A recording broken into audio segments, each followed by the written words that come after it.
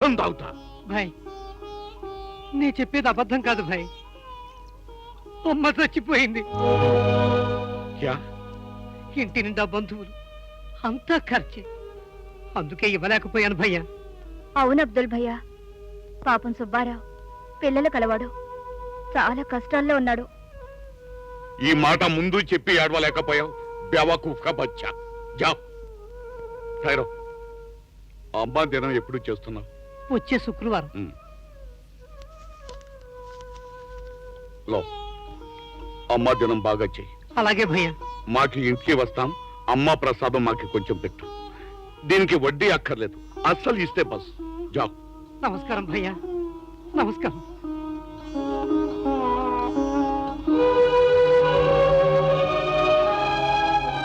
అబ్దుల్ భాయ్, డబ్బు కోసం మనుషుల ప్రాణాలు తీసేవాళ్ళనే చూస్తున్నావు, కానీ నువ్వు డబ్బుతో వడ్డీ వ్యాపారం చేసే మనుషులు కూడా మానవత్వంగా నిరూపించావు.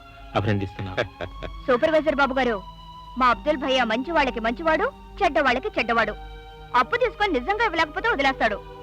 మోసం చేయాలని చూసారో పీకలి కత్తిరించేస్తాడు.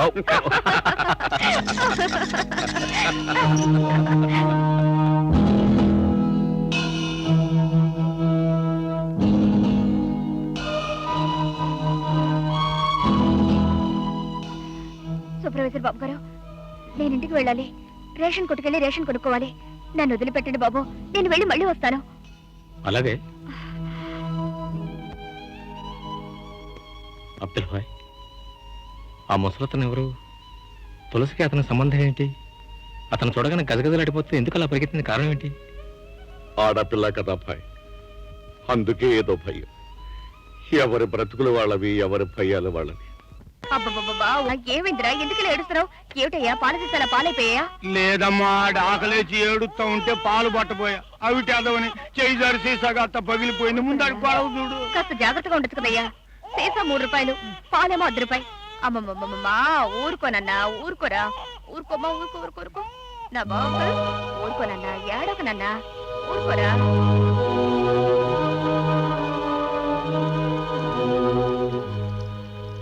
తులసి, తండ్రి ఎవరు? ఎవరికి?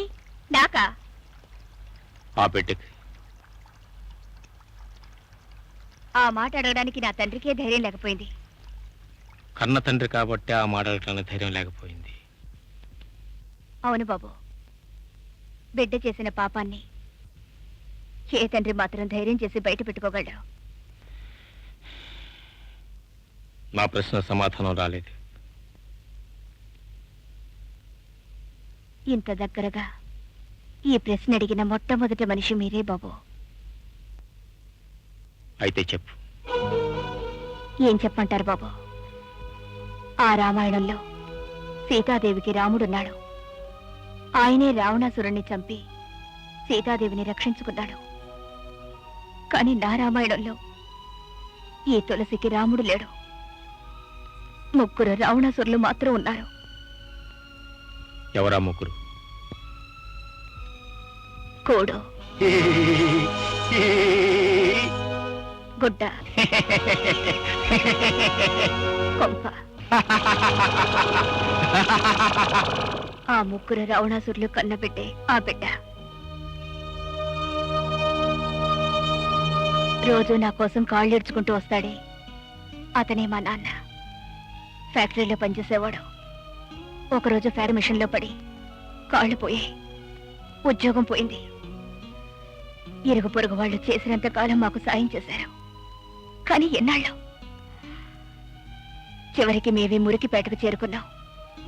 మా పరిస్థితికి దయదలిచి ఇచ్చినంత కాలం కిరాణా కొట్లో మాకు అప్పులు ఇచ్చారు. తర్వాత అది కూడా మానేశారు. మేం వారం రోజులు పస్తులున్నాం. మా నాన్నకు ఒళ్ళు తెలియని జ్వరం. అది భరించలేక కొట్టువాణ్ణి బ్రతమాలుకోవడానికి పరిగెత్తాను. సుబ్బిశెట్టి గారు, మా అయ్యకు ఒక వారం రోజుల నుంచి జ్వరం. ఆకలితో అలమటించిపోతున్నాడు. ఇంట్లో ఒట్టిపోయిన కుండలు తప్ప ఒక్క బియ్యం గింజలేదు. ఒక్క పావుసేరు బియ్యం ఇప్పించండి. కంచి కాచి మా అయ్య ప్రాణాలు నిలబెట్టుకుంటారు. ఇప్పించండి బాబు, మీకు పుణ్యం ఉంటుంది. గంజి సరే.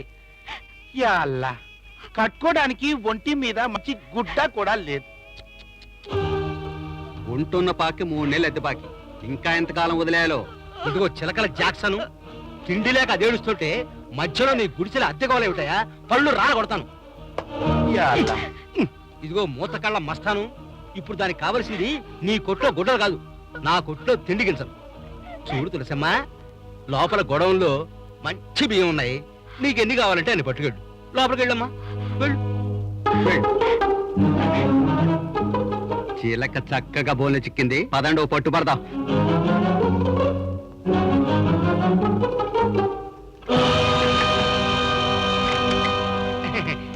ఏంటే కాసిన బియ్యమే తీసుకున్నావు, ఇంకా తీసుకో. చాలు బాబు. టైరు, నీకి అవసరం తీరిపోయింది, మరి మాకి అవసరం తీరాలిగా. ఏంటి బాబు? తులసి, ఏమీ తెలియనట్టు మాట్లాడమాక. చేరు బియ్యం ఊరికినే ఇచ్చేయడానికి నేను అన్న పిచ్చోడ్నా? మరి సొగసైన నీ అందం నంచుకుందామని లంచం ఇచ్చానంతే.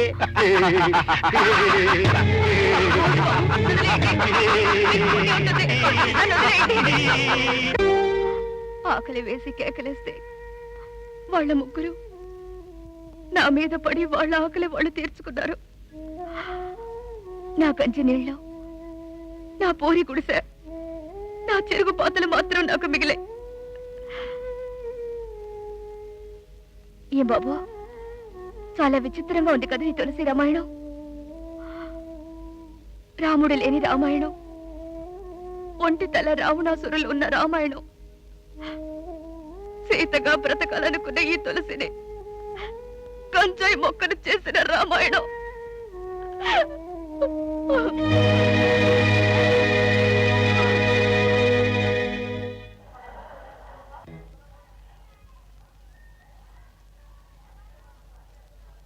తులసి, ఆవ్ తులసి ఆవ్. ఏంటి మూత కళ్ళ వస్తాను? యా అల్లా, క్యా బాత్ హై తులసి, మాకే నీ మీద ఉన్న మొహబ్బత్ మర్చిపోయి మాట్లాడుతున్నావు.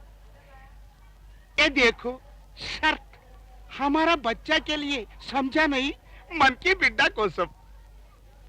తులసి, మన్ కి బిడ్డ పేరు ఏం పెట్టినావు? దేఖో, ఆడు పుట్టింది ముగ్గురికి అయినా పేరు మాత్రం మంది ఉండాలి. మేరా బాప్ కా నామ్ చిన్న మీరా, అచ్చా హైనా, ఓ రకో దానికి పెట్టు. నీ మనవడికి ఏం పేరు పెట్టావు మూత కళ్ళ మస్తాను? క్యా మన్మడ్? నాకీ కూతురికి పెండ్లే కాలేదు, మన్మడ్ ఎట్లా వస్తాడు? పెళ్లి కాకముందే నీ కూతురికి కడుపొచ్చింది, అది తీసేయడానికి దాన్ని హాస్పిటల్లో చేర్చావు. ఆ? నువ్వు షూ అన్నా నిజం అబద్ధం కాదులే. నా కొడుకు పేరేమిటని అడిగావు కదా, మరి నీ కూతురికి బిడ్డ పుడితే ఏం పేరు పెడతావు? చిన్న మీరానా, లేకపోతే నీ తాత పేరు పెద్ద మీరానా? ఎందుకురా గావు కేకలేస్తావు? పంది కన్నట్టు నువ్వు కన్నావు కదరా నాలాంటి వాళ్ళ 4 ఆడపిల్లల్ని. వాళ్ళు నాలాగే తాళిబుట్టు లేకుండా తల్లులైనప్పుడు నా బాధ ఏమిటో నీకు తెలిసొస్తుందిరా. మీరు ముగ్గురు కలిసి కుక్కలై నా శరీరాన్ని ముట్టినా ఆ మలినం నా బిడ్డ కంటలేదురా. వీడు ఏ తప్పు చేయని ఈ తులసి రక్తాన్ని పంచుకొని పుట్టాడు. అందుకే వాణ్ణి అల్లా అంటాను, యేసుక్రీస్తు అంటాను, వెంకటేశ్వర అని పిలుచుకుంటాను. అది ఎవరన్నా కాదంటే చెప్పు దిసు కొడతాను. అరే భాయ్, విన్నారు కదా? అంతా విన్నాను. రాత్రికి పడతాం దాని భర్తం. అన్ని అంతస్తులు ఆ బిల్డింగ్ మీద నేను పెట్టుకున్న కోరికలు కూడా కొండెక్కిపోయాయి. భాగస్తులు తగాదా పడి బిల్డింగ్ పూర్తి కాకుండానే పని ఆపేశారు.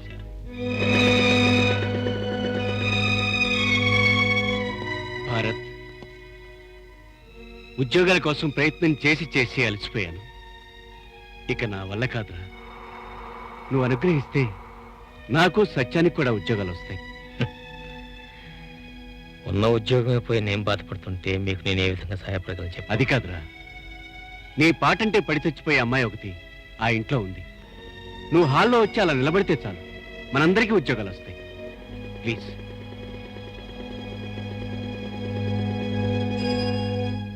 ఓ భారత్, టీవీలో మీ పాటలు ఎన్నో చూశాను.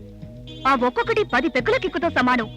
పాట విన్న ప్రతిరోజు మందు మానేసి ఆ కిక్కుతో నేను పిచ్చిదానైపోయేదాన్ని. మీరెక్కడుంటారో కనుక్కొని వచ్చి మీ కాళ్ళకు మొక్కుదామని చాలా సార్లు అనుకున్నా. వీలు కాల. ఏమిటలా చూస్తున్నారు? చెవుల పూల నాకెవరు పెట్టలే, నేనే పెట్టుకున్నాను.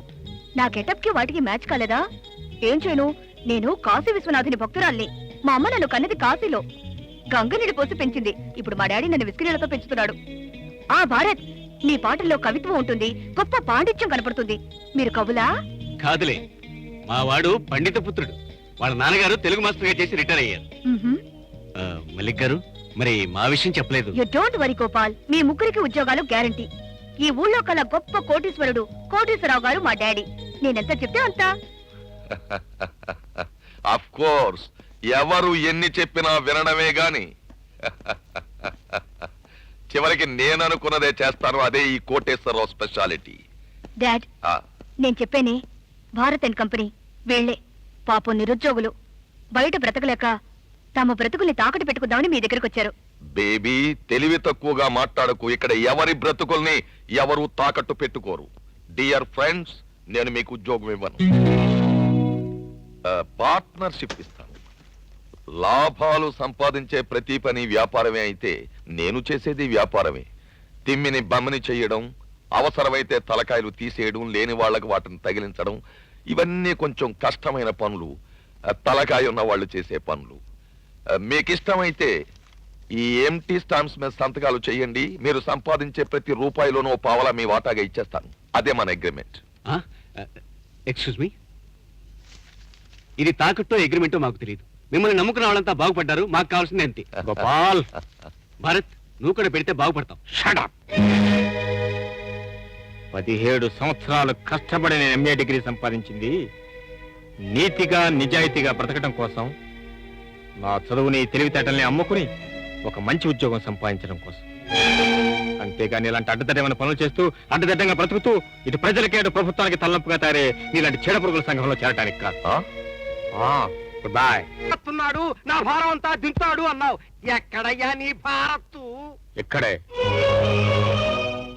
నాన్న, ఆ ఉద్యోగం కూడా పోయింది. అయిపోయింది. ఇక నీ కూతురికి నా కొడుక్కి పెళ్లి జరగదు. నన్ను వదిలే, నేను వెళ్ళిపోతాను. దయ్యా, భద్రయ్య, అయినవాడి నువ్వే కాదంటే ఇక నన్ను ఆదుకునేవాడు ఎవరు? కాస్త గడువు ఇవ్వు. మా కడుపులో కట్టుకునే సరే నీ డబ్బు నీకు చెల్లిస్తాను.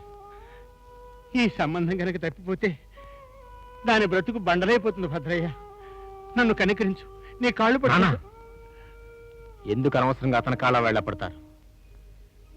నెల నెల ఇంటి అద్దె కూడా సరిగ్గా కట్టలేకపోతున్నా మనం. మన కడుపు కాదు కదా పేక్ కోసుకున్న 50,000 కళ చూడలేం. పైగా డబ్బుతో సంబంధాన్ని ముడిపెట్టాలనుకుంటే నీ పెద్ద మనిషిని ముందు మెడబెట్టి బయటకెంటండి. మనకు తగిన సంబంధం అయితే మనం చూసుకోవచ్చు. భారత్, నన్ను మెడపట్టుకుని బయటికి గెంటిన రోజున నీ చెల్లెల్ని చేసుకోవడానికి ఏ విధంగా గడప తొక్కడు. ఒక్కగానొక్క చెల్లెల్ని పెళ్లి చేయని సమర్థుడివి నువ్వు కన్నవేనా? రామచంద్రయ్య, ఇలాంటి చేతకాని పనికిరాని చచ్చు దద్దమ్మ నా కొడుకే కనుకైతే ఎప్పుడో కత్తితో పొడిచి నా పేడ వదిలించుకునేవాడిని. నీలాగా జీవితం అంతా ఖర్చు పెట్టి ఇంత వాచేస్తుండేవాడిని కాదు. వస్తా. ఏమండి, ఎంత బంధువు అయినా భారతని పొట్టంత మాటలంటూ ఉంటే చూస్తూ ఊరుకుంటారేమిటండి? ఏం చేయమన్నావు? నన్ను మేడల్లో కూర్చోబెట్టి సుఖపెడుతున్న నా కొడుకు చేతగాని వాడు అన్నాడని భద్ర మీద కోప్పడమంటావా? రోజు పండగలా జరిపిస్తున్న నా కొడుకు పనికి మాలిన వాడు అన్నాడని భద్ర మీద పళ్ళు కొరకమంటావా? ఏం చేయమంటావా? భారత్, ఒరే, నీకు ఆ పేరు పెట్టిన రోజు నేను చాలా సంతోషించాను. కానీ ఇప్పుడు తెలిసింది, బిడ్డ పుట్టగానే సంతోషం కాదు, వాడు పెరిగి ప్రయోజకుడై తండ్రికి ఎంత అన్నం పెట్టిన రోజున సంతోషపడాలి అని. నా కర్మరా, నాకు అదృష్టం లేదు. ఒరే, నా జీవితాన్ని ఒత్తిగా చేసి నేను దీపంలా వెలిగించాను రా. కానీ రేపు నేను చస్తే తగలేయడానికి కట్టెలు కొనడానికి కూడా గతిలేని కొడిపోయి.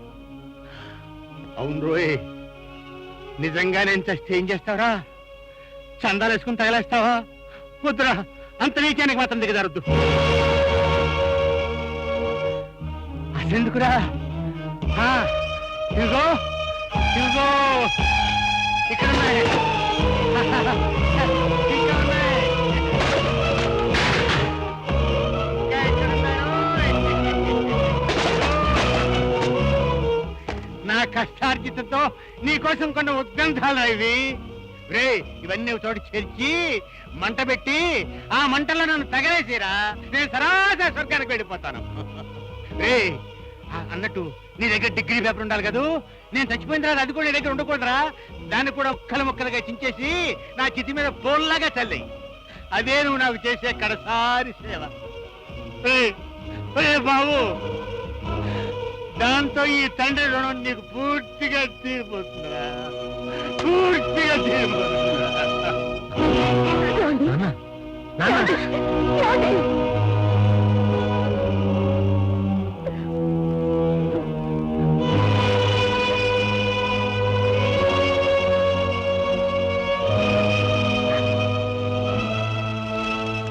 వెంటనే మందులు తెప్పించండి.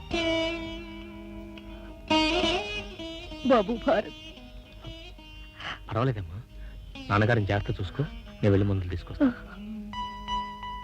అన్నయ్య, నువ్వెందుకు ఇలా ఉన్నావో నాకు అర్థం కావట్లేదు. టాక్సీ ఎక్కడానికే వెనక ముందు ఆలోచించే నీ చెల్లెలు విమానాల్లో ప్రపంచం అంతా తిరిగొచ్చింది. జీవితంలో ఎప్పుడూ లేనంత ఆనందంగా ఉంది. నా ఆనందం చూసి నువ్వెందుకు సంతోషపడలేకపోతున్నావో నాకు అర్థం కావట్లేదు.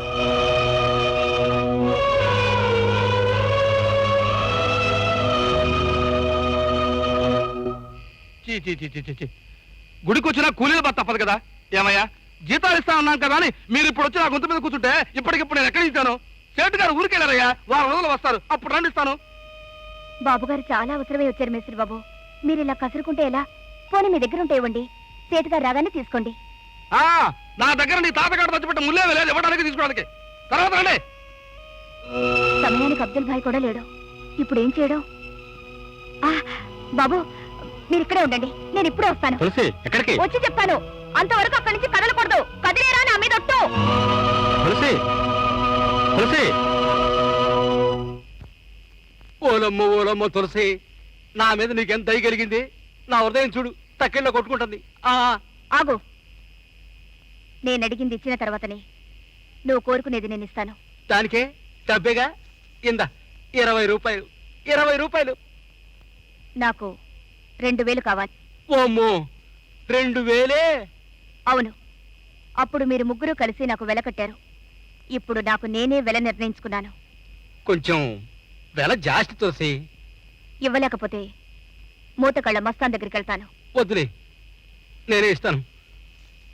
2000 తులసార్పణం.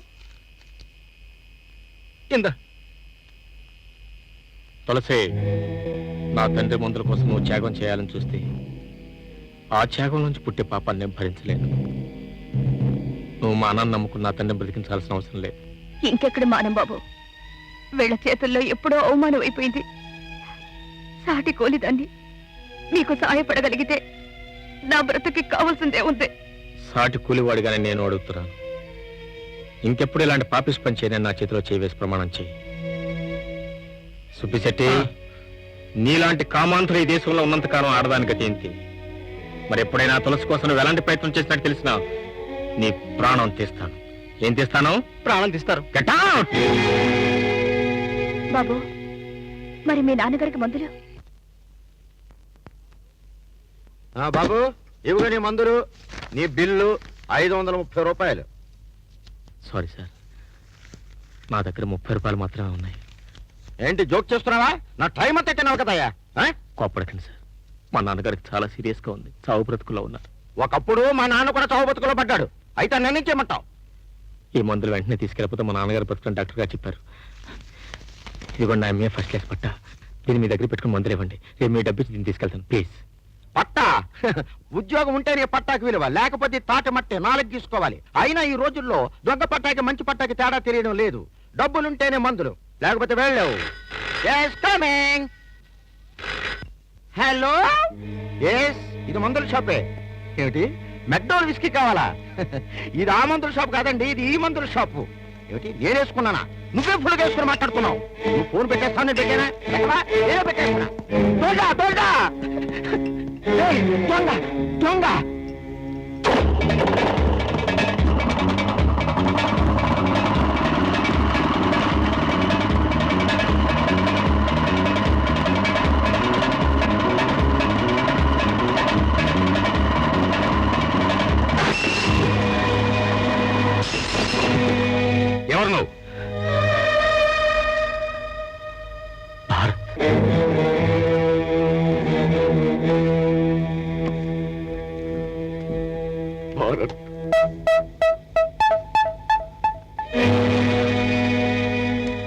ఇంత ఘోరం జరిగిపోవటానికి కారణం నిన్న ఒక్కరోజు నేను ఊళ్ళో ఉండకపోవటమే.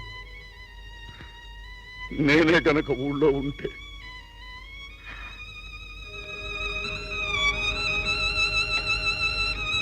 అబ్బాయి హాస్పిటల్కి వెళ్ళావా? నాన్నగారు ఎలా ఉన్నారు? మీ నాన్నగారు ఇప్పుడు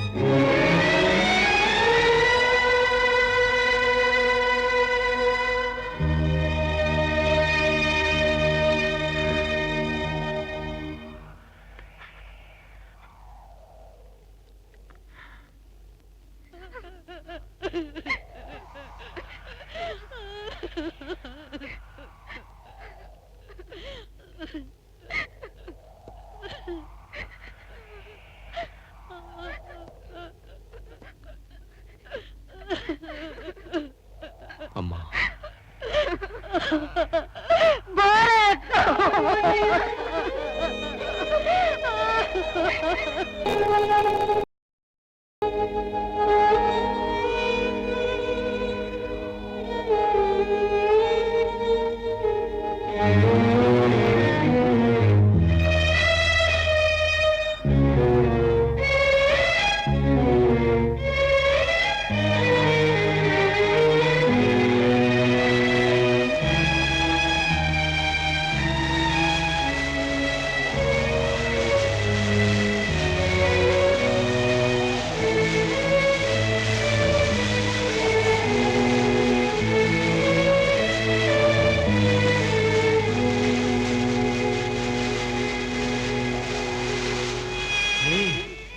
అన్నట్టు నీ దగ్గర డిగ్రీ పేపర్ ఉండాలి కదరా, నేను చచ్చిపోయిన తర్వాత అది కూడా నీ దగ్గర ఉండకూడదురా.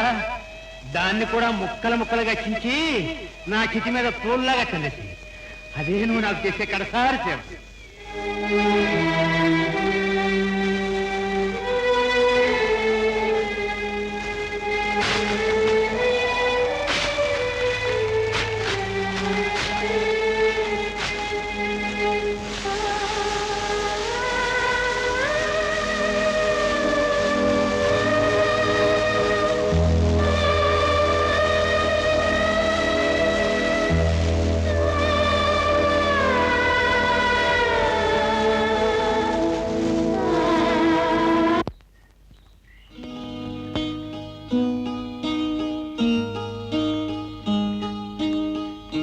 నమస్కారం అమ్మా.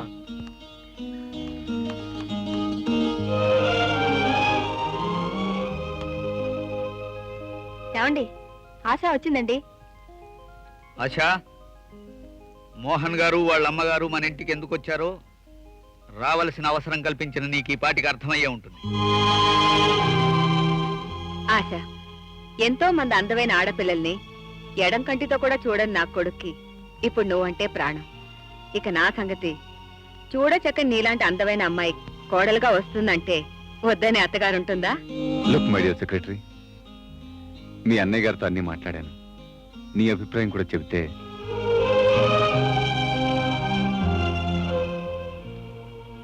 అన్నయ్య, నీ అభిప్రాయం ఏంటి? ఈ పరిస్థితి నీకు నువ్వుగా కావాలని కల్పించుకున్నది. ఏ నిర్ణయమైనా నువ్వు తీసుకుంటేనే మంచిదని నేను అనుకుంటున్నాను. సార్, మీకు అభ్యంతరం లేకపోతే ఆశతో ఓ నిమిషం నేను మాట్లాడాలి. మోహన్ గారు, ఇందులో నా అభ్యంతరాల కన్నా ఆశ అభిప్రాయమే మీకు ముఖ్యం. రండి మోహన్ గారు.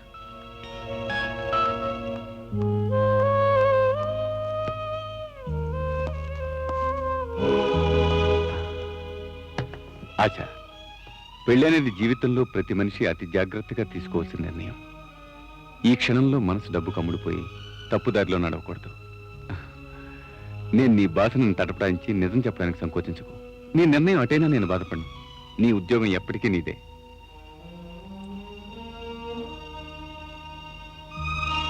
ఆశ, నీ మౌనానికి అర్థం? ఆనందం. మోహన్ గారు, అతి స్వల్పమైన సంతోషాలకే ఉక్కిరిబిక్కిరైపోయా నేను. ఇంత అంతులేని పెన్నిది ఒకేసారి రావడంతో నోట మాట రావడం లేదు. నేను నిజంగా చాలా అదృష్టం. ఏమిటిది? ఏదో పనికిరాని ఫోటో పగిలిపోయింది. పర్వాలేదు, మీరు పదండి.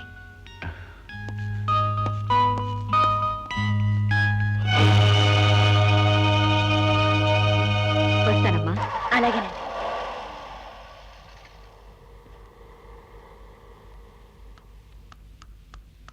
ఆశా, భారత్ నీకేం ద్రోహం చేశాడని అతన్ని ఇంతగా గాయపరుస్తున్నావు?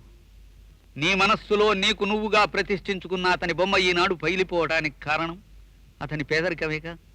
మోహన్లో నువ్వు చూసింది మెచ్చింది అతని భోగభాగ్యాలేగా? రేపింకో కోటేశ్వరరావు కనబడి కోట్లు చూపెడితే అప్పుడు ఈ మోహన్ గారిని కూడా వదిలేసి ఆ కోటేశ్వరరావుతో వెళ్ళిపోతావుగా? తొందరపడి అంతంత పెద్ద పెద్ద మాటలు అనమాకన్నయ్య. నేను నీ చెల్లెల్ని. పేదరికంలో పుట్టి పేదరికంలో పెరిగి ఎప్పుడు ఈ పేదరికంలోంచి దూరంగా పారిపోతానా అని ప్రతిక్షణం పరితపించిన దాన్ని. సుఖమైన జీవితం కోసం, డబ్బున్న భర్త కోసం ఆశపడే ఎంతో మంది మధ్య తరహా ఆడపిల్లల్లో నేను ఒకదాన్ని. భారత్కు ఉద్యోగం వస్తుందని, బాగా సంపాదిస్తాడని, నన్ను సుఖపెడతాడని ఎంతగానో ఆశించాను. కానీ తండ్రి మందుల కోసం దొంగతనం చేసి పోలీసులకు పట్టుబడ్డ మనిషిని, 17 సంవత్సరాలు అహర్నిశలో కష్టపడితే గాని సంపాదించలేని ఎంఏ డిగ్రీని ఒక్క నిమిషంలో తండ్రి చేతిలో కాల్చిబూడి చేసిన మనిషిని ఎలా నమ్మి నన్ను 3 ముళ్ళు వేయించుకోమంటావు అన్నయ్యా? అది భారత్ తప్పు కాదమ్మా. పేదరికం అతన్ని నిర్వీర్యుణ్ణి చేసింది. అర్థం చేసుకోలేవా ఆశ? ఆ అవసరం ఓపిక నాకు లేదన్నయ్యా. నేను ఈ మధ్యనే భోగభాగ్యాల ప్రపంచాలను చూశాను. ఇప్పుడు ఆ ప్రపంచంలో ఒక మనిషిగా బ్రతికే బంగారం లాంటి అవకాశం నాకొచ్చింది. నీ మధ్యతరగతి సెంటిమెంట్స్ కోసమని ఈ అవకాశాన్ని జారవిడ్చుకోలేని నా బలహీనతని మన్నించన్నయ్యా. నన్ను క్షమించు.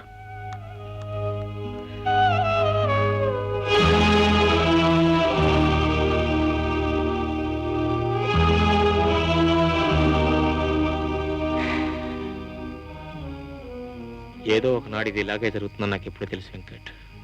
తెలిసి ఇంతకాలం నీ గుండెల్లో దాచుకుని ఎందుకు ఇలా కుమిలిపోయావు? నాతో ఒక్క మాట చెప్పుంటే పరిస్థితి ఇంత దూరం రానిచ్చేవాడిని కాదు కదా. ఈ మాటలన్నీ అప్రస్తుతం వెంకట్. అక్కడ శుభకార్యం జరగబోతుంది. చెల్లెలు నిస్తాదానికి ఒక్కగానే ఒక కన్నయ్య వెళ్ళలేదంటే ఈ లోకం నవ్వుతుంది, కోడే కూస్తుంది. నేను వెళ్ళను భారత్, వెళ్ళలేను. వెంకట్, ఇన్నేళ్ల మన స్నేహం మీద ఒట్టు. నువ్వు వెళ్ళకపోతే మళ్ళీ ఈ జన్మలో నా ముఖం నీకు చూపించను.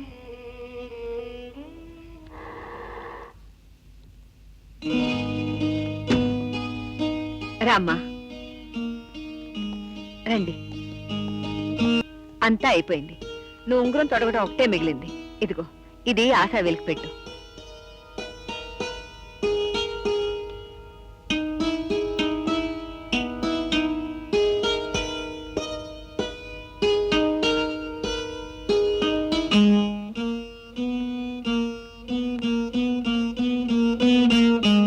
హౌస్ఫుల్.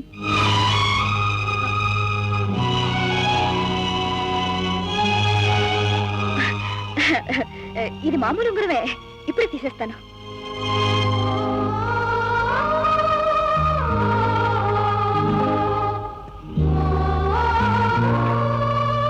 బాగా బిగుసుకుపోయింది. ఎవరు? ఉంగరం. పర్వాలేదు, కట్ చేసి మీరే తీసేయండి.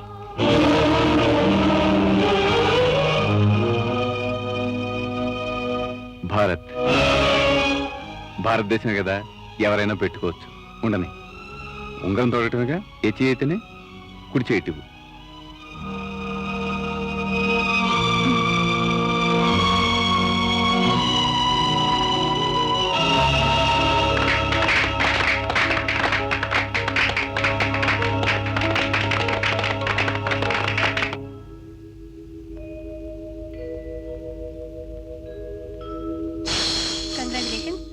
Wish you happy life.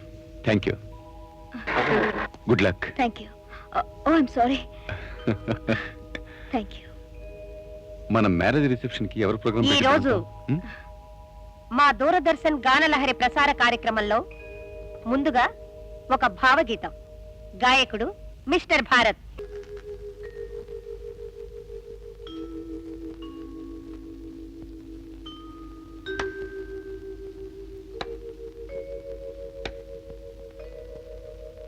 ఏంటమ్మా కరెంట్ పోయిందా? లేదన్నయ్య, బిల్లు కట్టలేదని కరెంటు వాళ్ళ కనెక్షన్ కట్ చేస్తారు. ఏదైనా అంతేనమ్మా. సమయానికి మనం సరిగ్గా బిల్లు కట్టలేకపోతే కనెక్షన్లు వాటంతా అవే కట్టయిపోతూ ఉంటాయి. గ్లాస్ మంచినీళ్ళు తెచ్చిపెట్టాము. అలాగే అన్నయ్య.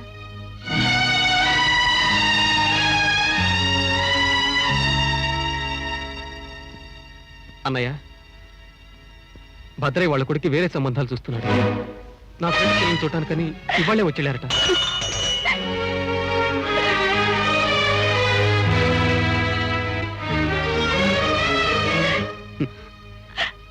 సరళ పెళ్లి భద్రయ్య కొడుకుతో జరిపించాలని నాన్నగారు ఎంతో తప్పించిపోయారన్నయ్య. చివరికి అదే జరగకుండా పోతుంది. నాన్నగారు ఏ లోకంలో ఉన్నా ఈ విషయం తెలిస్తే ఆయన ఆత్మ క్షోభిస్తుందన్నయ్య, క్షోభిస్తుంది. బాబు, నిన్ను కనిపించేనే తప్ప చెట్టంత కొడుకువైనా నిన్నెప్పుడు ఏది ఇమ్మని అడగలేదు. ఇప్పుడు అడుగుతున్నాన్రా. నువ్వు ఏం చేస్తావో ఏవో నాకు తెలియదు. అన్నవై పుట్టినందుకు ఆ చెల్లెలి కళ్ళల్లో కన్నీళ్లు ఆనంద బాష్పాలుగా మార్చు. మీ నాన్నగారి కడసారి కోరిక తీర్చు బాబు, తీర్చు.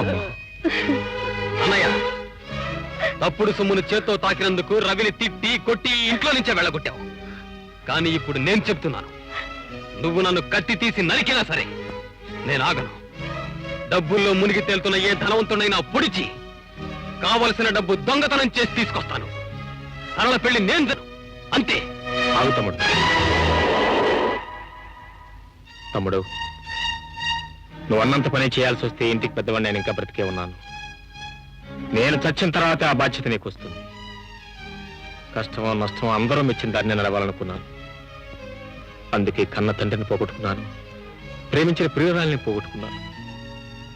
ఇక మిగిలిన మీ ముగ్గురు నెట్టి పరిస్థితులను జారవిడ్చుకోదలుచుకోలేదు. నువ్వు చేయాలనుకున్న దొంగతనాలేవో నేనే చేస్తాను, ఆ దోపిడీలేవో నేనే చేస్తాను, ఆ హత్యలేవో నేనే చేస్తాను. భారత్, ఈ ఒక్క సంతకంతో నీ రోజులు ఒక్కసారిగా మారిపోతాయి. ఆ మార్పు మంచిగా చెడ్డగానే ఆలోచించకు. నువ్వు లక్షలు కోట్లు సంపాదిస్తావు. ఆ డబ్బు మంచిదా చెడ్డదా అని ఆలోచించకు. ఈ ఇంటికన్నా పెద్ద ఇల్లు కడతావు. అది ఇల్లా లేక ప్రజల రక్త మాంసాలతో నిర్మించిన భూతగృహమా అని భయపడకు. కళ్ళని మనస్సుని మూసేసుకుని అనుభవించడం నేర్చుకో. ఈ ప్రపంచంలో ఆనందం అంతా నీదే. మంచిని నమ్ముకుని ముందుకు నడవాలనుకున్నప్పుడు ఒక్కడుగు కూడా వేయలేకపోయాను. కానీ చెడు నమ్మిన తర్వాత నేనెక్కడా నిలబడలేదు. పరుగు పరుగు పరుగు. అతి కొద్ది కాలంలో ఒక జీవిత కాలానికి సరిపడినంత దూరం పరిగెత్తేశాను. నాకు తెలుసునయ్యా భారత్ బాబు, నువ్వింతటి ప్రయోజకుడు అవుతావని మీ నాన్నతో ఎప్పుడో చెప్పాను. అయినా వినిపించుకోకుండా నిన్నలరి పెట్టి తానలరిపడి ఆ మహానుభావుడు హఠాత్తుగా అవతారం చాలించాడు. సుభద్రమ్మ తల్లి, ఏవైనా ఈ అదృష్టం అంతా నీది. ఎంతటి పనైనా అతి సులువుగా చేయగలిగిన కొడుకుని కన్నావు. ఆశ, మన పెళ్లి ఎంత తొందరగా జరగాలని ఆశపడుతున్నాను అంత ఆలస్యం అయిపోతుంది. ముహూర్తాలు లేవంటోందమ్మ. అమ్మ మాట కాదనలేను. నా కాబోయే శ్రీమతి మామూలు ఇంట్లో ఉంటే నేను సహించలేను. మన పెళ్లి కాకుండానే నువ్వు మా ఇంట్లో ఉంటే లోకం సహించదు. అందుకు నీకోసం ఇల్లు తీసుకున్నాను. నువ్వు మీ అన్నయ్య వదిన అంతా ఇక్కడే ఉండొచ్చు.